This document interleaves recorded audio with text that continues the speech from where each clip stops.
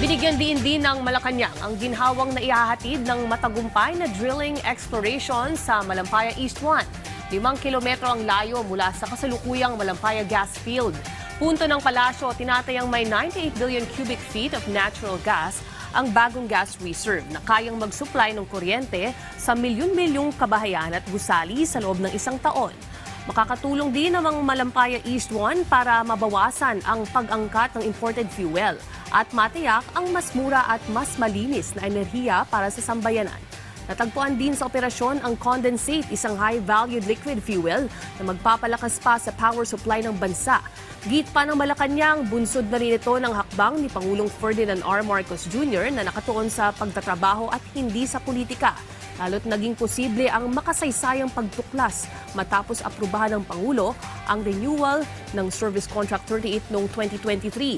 Ang Malampaya East 1 ang kauna-unahang gas discovery sa Pilipinas makalipas ang 3 dekada. Ang Malampaya East 1 discovery ay maituturing na milestone sa Phase 4 ng drilling project.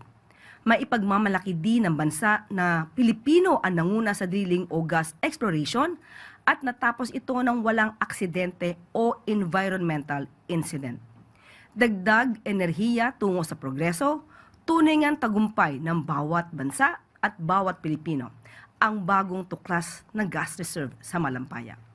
Hindi naging hadlang sa Pangulo ang mga nakaraang isyu ng korupsyon para pagsumikapan ang matagumpay na drilling exploration ngayon.